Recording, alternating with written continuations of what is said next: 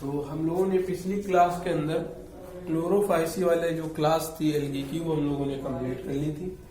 आज हमको जो है नई क्लास पढ़नी है और उस नई क्लास का नाम है भैया फियोफाइसी। और फियोफाइसी का मतलब है कि हमें ब्राउन एल्गी के बारे में क्या करना है, पढ़ना है। तो आज स्टार्ट करेंगे हम लोग फियोफाइसी के बारे में। तो ये हो गया हमारा नया क्लास फियोफाइसी।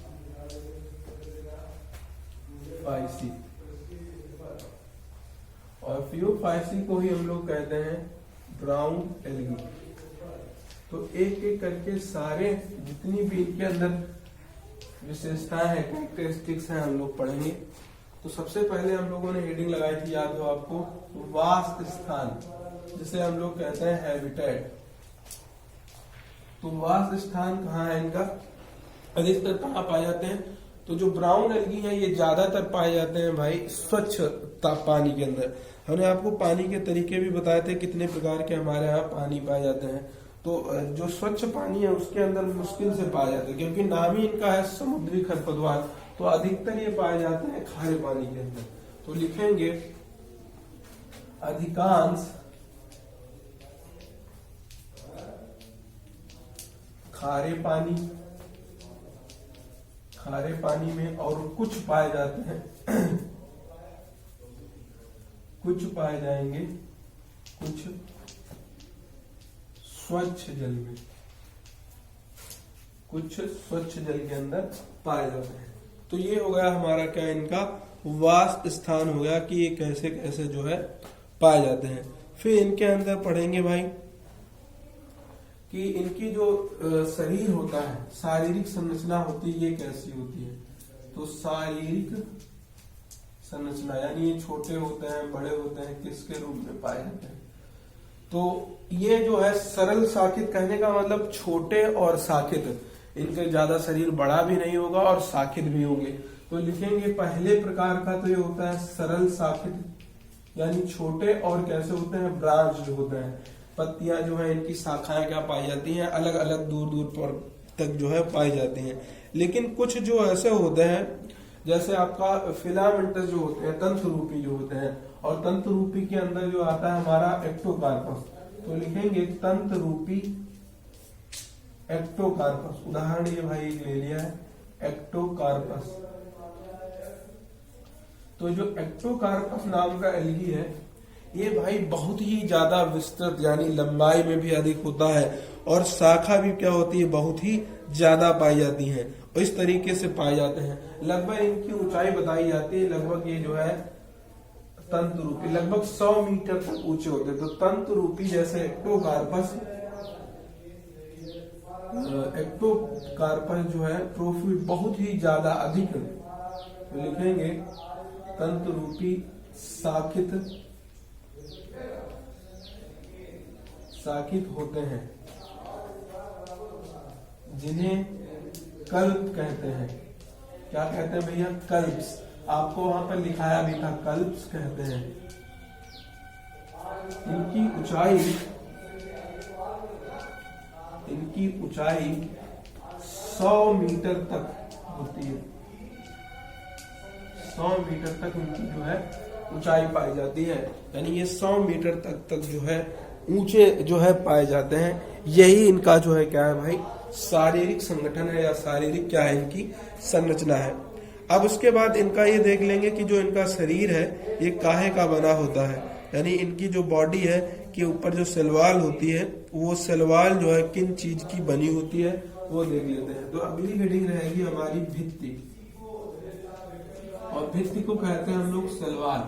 तो इनकी जो सेलवाल है, एक होती है आउटर लेयर और एक होती है इनर लेयर। जो हमारी आउटर लेयर है, जो यानी बाहर की ओर जो परत है, वो परत जो बनी होती है एल्गिन की, और जबकि हमारी आउटर लेयर होती है वो बनी होती है सेलुलोज की। तो लिखेंगे जो हमारी इनर लेयर है, यानी अंतः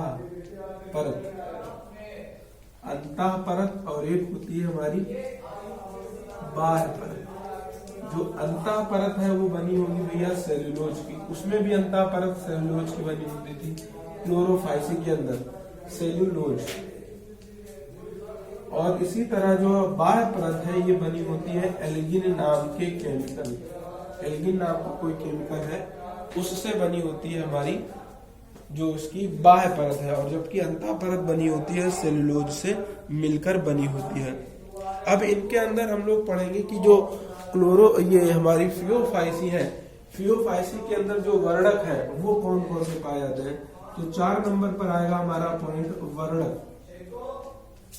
इनके अंदर वर्णक कौन कौन से पाए जाते हैं। तो सबसे पहले क्लोरोफिल ए होता है, chlorophyll A comma chlorophyll C.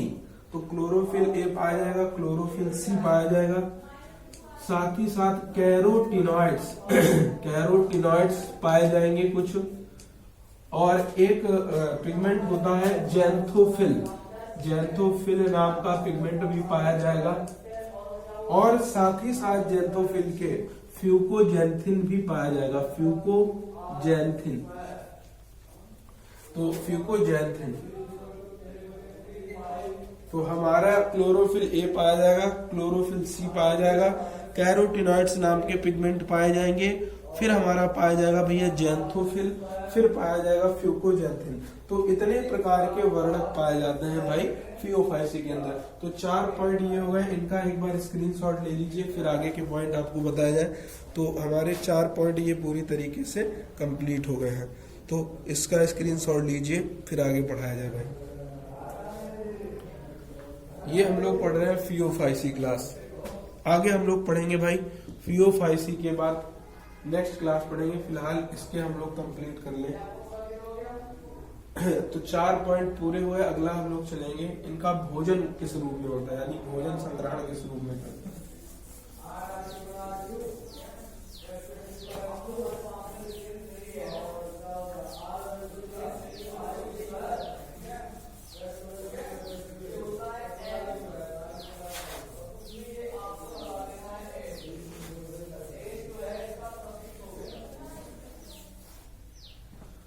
अगली बात लिखेंगे 5वां,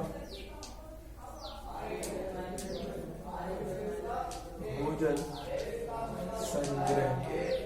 अब ये जो अपना भोजन है ये किसके रूप में जो है अपना भोजन स्टोर करते हैं, तो वो देखेंगे। तो इनके भोजन जो होता है वो स्टार्च तो होता है, लेकिन स्टार्च एक विशेष प्रकार का होता है जिसका नाम होता है लेमिनेरियन, लेमिनेरियन स्टार्च।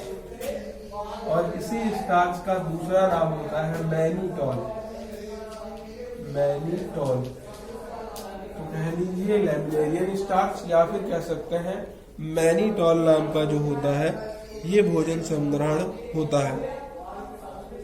अब आगे पढ़ेंगे हम लोग इनका जो जनन है।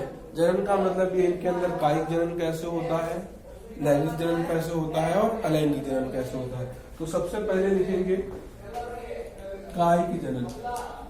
और कायिक जनन केवल एक ही प्रकार से होता है, पहले ही आपको लिखाया जा चुका है, विखंडन द्वारा। कायिक जनन होता है विखंडन द्वारा। अगला लिखना है हमें 7वें नंबर पर अलैंगिक जनन, अलैंगिक जनन। और अलैंगिक जनन होते हैं भाई जू स्पोर के द्वारा।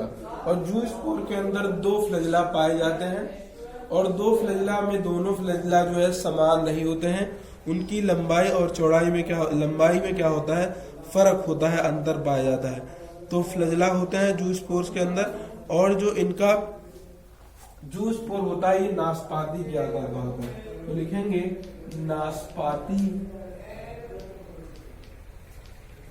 के आकार के जू स्पोर द्वारा, जू स्पोर द्वारा, जिनमें 2 फ्लैजेला होते हैं, जिनमें 2 फ्लैजेला होते हैं। तो ये हो गया हमारा अलैंगिक जनन। अगला पढ़ेंगे हम लोग अलैंगिक जनन के बाद लैंगिक जनन। तो लैंगिक जनन देखते हैं भाई किस तरीके से होता है।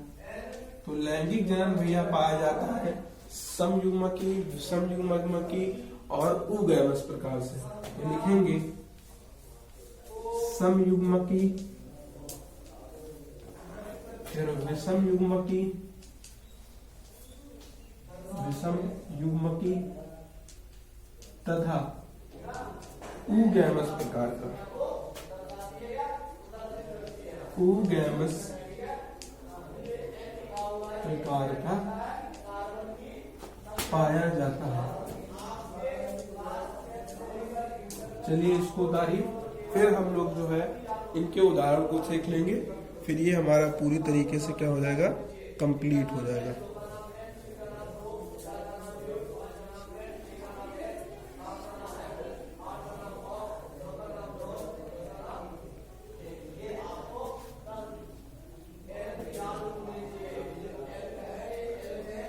एक बार हम लोग इसको उतार लेंगे, फिर आगे बढ़ेंगे। तो ये पूरा हमारा जो है इनके विशेषताएं कंप्लीट हो गई। अब हम लोग पढ़ेंगे इनके एग्जाम्पल।